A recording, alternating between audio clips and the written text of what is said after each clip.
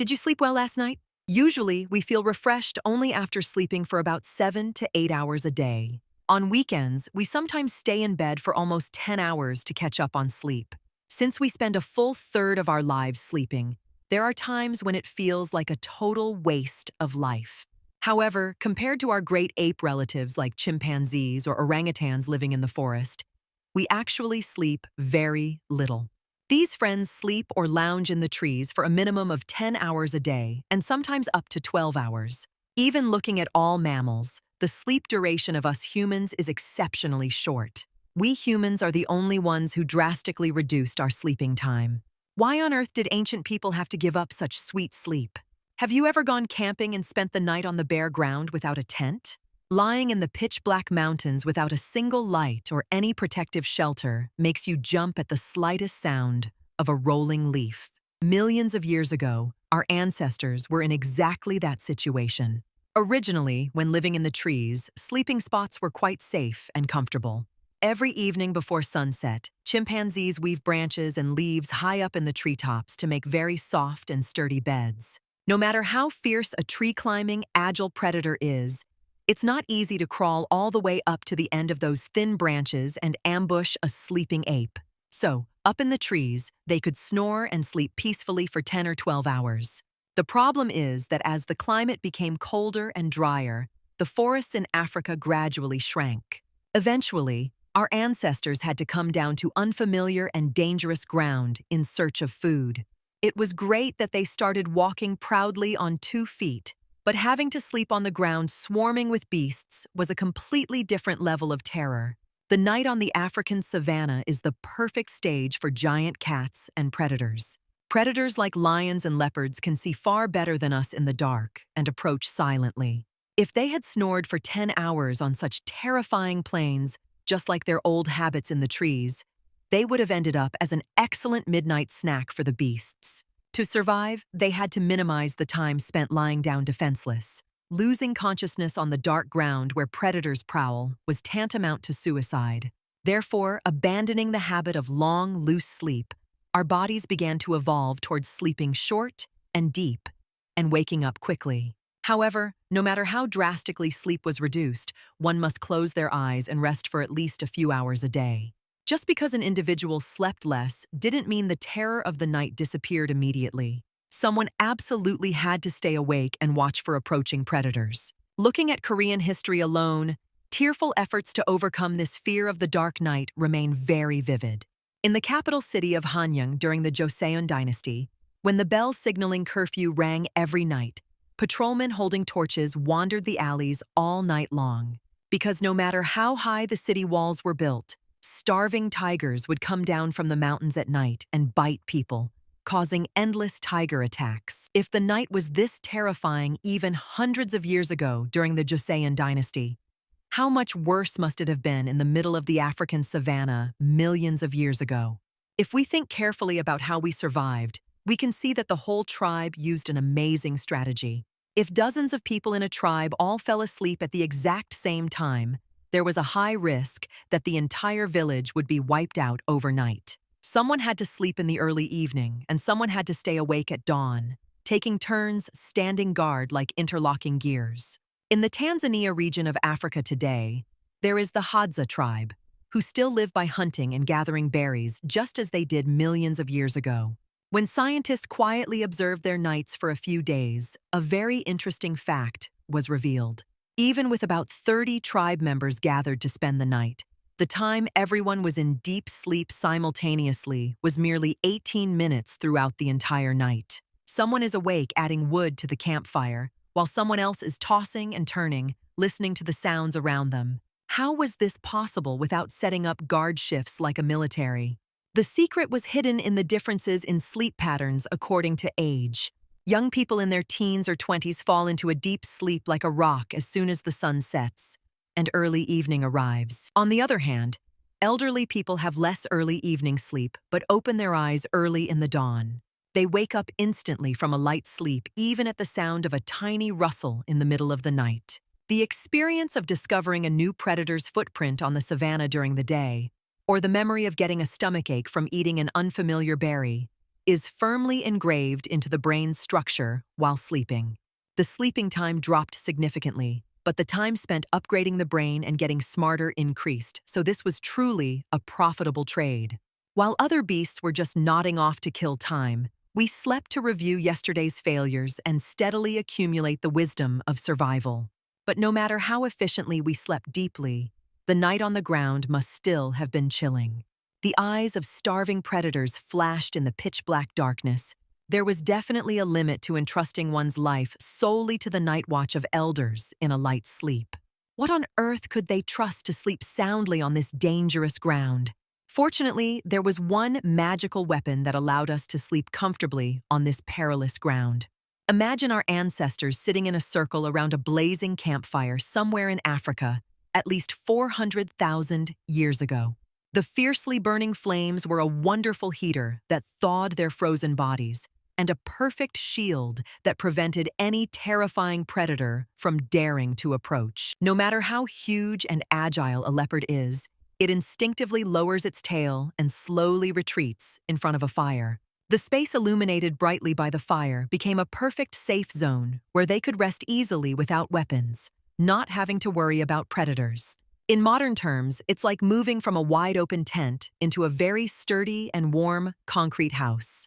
This campfire didn't just bring safety, it completely changed the nature of the long, dark night. In the days before fire, when the sun set, they could do nothing but hide helplessly and close their eyes. It was like turning off all the lights and being forced to lie under the covers right after eating. However, as the campfire brightly lit up the surroundings, a completely new time opened up where they could keep their eyes open and be active even in the dark night. With family members sitting around the warm fire, wouldn't stories of the day naturally come out? They might share heroic tales of narrowly escaping a lion at the hunting ground today, and strategize about what prey to hunt across the river tomorrow. You've probably experienced how staring blankly at the flames in front of a campfire makes deep, personal stories you're normally too shy to share easily spill out. Hundreds of thousands of years ago, our ancestors also developed language and created culture while staring at the crackling flames. We split our sleep to survive predators, but the resulting extended nighttime turned us into true humans. The stories they chatted about all night in front of the campfire didn't just end in vain as time-killing gossip. This became the sharpest weapon that allowed our human race to survive in harsh nature. How could I vividly convey to others the terrible danger I faced when I was thrown out bare-bodied without a single shield? Imagine a crocodile leaping up and biting a companion's leg while drinking water by the river earlier today. Gathering around the safe campfire at night, they probably mimicked the splashing water and described the color of the rock the crocodile was hiding under. The listeners gain life-saving knowledge to avoid that dangerous waterfront tomorrow without having to bleed from a crocodile bite themselves. In modern terms, it's just like carefully reviewing warning videos posted by others before pitching a tent in an unfamiliar mountain. Did it end with just passing on words? Not at all. If you carefully dig up old hearth sites discovered in Israel or Africa from hundreds of thousands of years ago, very clear traces emerge. Around the pitch-black ashes where the red fire was once lit, not only burnt animal bones, but also sharply polished stone debris are scattered like mountains. This is solid evidence that someone sat closely next to the bright fire, breaking stones to make hunting knives, and others learned the skill over their shoulders and imitated it themselves. During the day, they scattered under the blazing sun to gather berries and hunt. But when the sun set and it got dark, they gathered by the fire to unite and develop their modest skills together. Just as a grandmother tells interesting old stories to her young grandchildren, the tribe's long experiences were diligently passed down from mouth to mouth every night. Even when a severe drought that comes once in 30 years hit and everyone was dying of thirst, someone surely brought out the wisdom of survival. Blood-like information, such as the existence of an undrying spring in a deep valley over the distant northern mountain, could be continuously passed down from the older generation to the younger generation. These precious nighttime hours, gained by forcing ourselves to sleep less to avoid the eyes of predators, transformed us from mere beasts into the smartest information-sharing group in the world. What if, as soon as the sun set, everyone went into their own cold, dark caves, kept their mouths shut, and only slept? Even after 10,000 years, we probably never would have escaped the pitiful fate of chasing rabbits barehanded. The spare time gained by drastically cutting down sleep became a tremendous cheating weapon in the cruel game of survival. While other ape relatives slept loosely in the trees for 10 to 12 hours a day, we slept deeply for only 7 hours and jumped up. It's like getting a free bonus time of being awake 4 to 5 hours more than others every day. If you add up all this extra time, it's an incredible 150 hours a month, which is the equivalent of living 2 whole extra months a year. What on earth did our ancestors do during this golden bonus time as they spent the dark night? Surely, they didn't just stare blankly at the campfire waiting for morning. In the very quiet time when others were snoring in the corners of caves, we carefully carved sharper and harder stone spears and sewed thick animal skins with pointed bone needles to block the cold. We also diligently brainstormed ways to store the food we would eat tomorrow so it wouldn't rot or attract bugs. Although we started barehanded on the equally barren African savanna, the technological development speed of humanity, gripping the weapon of time tightly in both hands, became frighteningly fast enough that other beasts could never catch up. Imagine if we slept 4 hours less than others every day right now and learned a new skill or made something. For the first few days, you'd just be tired and it wouldn't be very noticeable. But 10 years later, the difference in ability would widen to an unimaginable degree, beyond comparison. Actually, among our human relatives who lived alongside us in the frozen glacial regions of Europe until quite a similar period, there was a species called Neanderthals. In a one-on-one grab-by-the-collar fight, they were much bigger, capable of crushing bones, and were very strong opponents we could never beat barehanded. However, when examining the floors of the caves where these muscular people lived, clear evidence emerges that they spent a very long time immobile in much darker and deeper caves than our ancestors. Scholars presume that because their bones were thick and their bodies were so large, they must have slept much more like bears, to conserve energy during the winter when food was scarce. Ultimately, even though their innate strength was much weaker, only our ancestors, who endured terrible sleepiness to research weapons all night and banded tightly together, survived to the end and became the masters of this massive planet. The fierce perseverance of forcing ourselves awake, rubbing our sleepy eyes every night, made us the true victors. But following this story, doesn't a strong question suddenly cross your mind? If they reduced their sleep so drastically, how did their bodies endure it? Even for us right now, if we only slept 3 or 4 hours last night, our heads are foggy all day, and we constantly chug coffee, right? If we mess up our sleep for just a few days, our lips swell up, our immunity drops, and we easily catch a cold.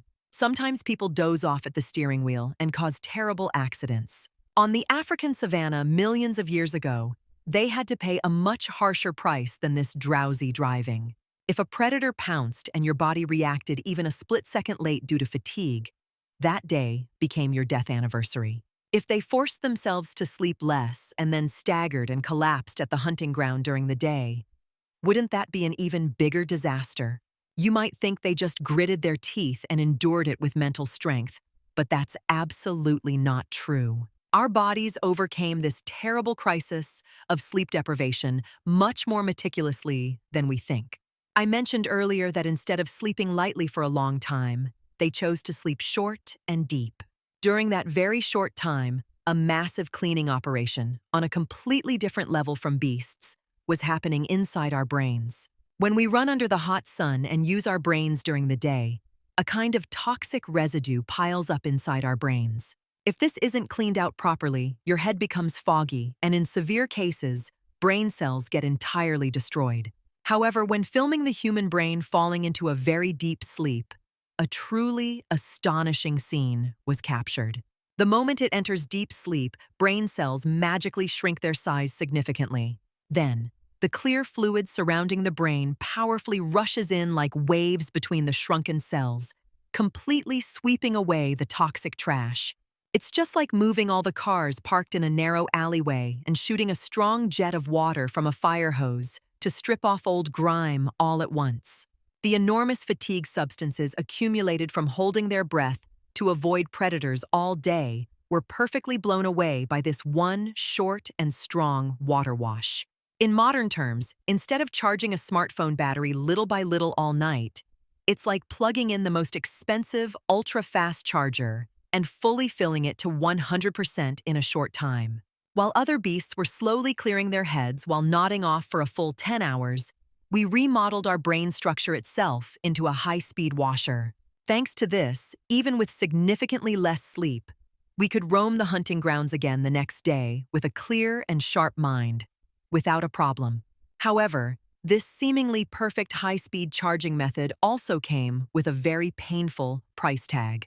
The vicious shadow called insomnia, which torments countless modern people every night today, got deeply embedded in our genes right from this time. Have you ever tossed and turned, completely unable to sleep, even when lying on a soft bed covered with a premium goose-down duvet? The moment you worry about the complex work tasks you have to handle tomorrow or the loan interest leaving your bank account, doesn't your heart pound and sleep vanish entirely? It's that agonizing night when your body is so tired it feels like it will collapse any second. But the inside of your head is lit up brightly like broad daylight. You absolutely do not need to blame yourself, thinking, "Why is my personality so sensitive that I can't sleep?" This is all due to the survival instinct set in our bodies to survive on the African ground, swarming with predators millions of years ago. In the dark night on the savannah with no shelter, you never know when or where a leopard will spring out. Only by keeping their nerves on edge at the sound of a single rustling branch far away, ready to bolt out at any second, could they survive. Conversely, ancestors with dull personalities who fell fast asleep without a care in the world fed the predators and couldn't leave descendants. Only the sensitive ancestors who were anxious about everything and woke up, startled at a tiny sound, survived to the end to become our grandfathers. Our brain firmly mistakes the work stress and money worries keeping us awake today for starving lions approaching with open jaws in the dark. Actually, when examining the brainwaves of people visiting sleep clinics, there are many cases where the body is asleep, but a part of the brain is still awake, standing guard to prepare for an enemy attack. Back in the days when we slept bare-bodied outside, this terribly sensitive alarm system was our greatest benefactor that saved our lives. However, in a safe apartment bedroom with tightly locked doors and blackout curtains drawn, it is malfunctioning on its own and tormenting us. It's exactly like a car anti-theft alarm installed to stop thieves having such a sensitive sensor that it blares deafeningly just from a neighborhood cat walking by. In the past, it would have been a filial son because it chased away real car thieves, but now it's just a horrible noise. In exchange for acquiring the incredible ability to divide sleep and sleep deeply in a short time, we also gained the most sensitive and anxious brain in the world. Behind the brilliant victory of cutting sleep to become the rulers of the earth, a very bitter bill was hidden, forcing us to stay awake with open eyes every night. When you force your eyes open to the loud ringing of the alarm in the morning, what on earth do you think about? You think, "I want to sleep just a little more," as you drag your heavy body, feeling like it weighs a ton, and barely make your way to the bathroom. Then, out of habit on the way to work, you buy a cup of strong Americano and down it.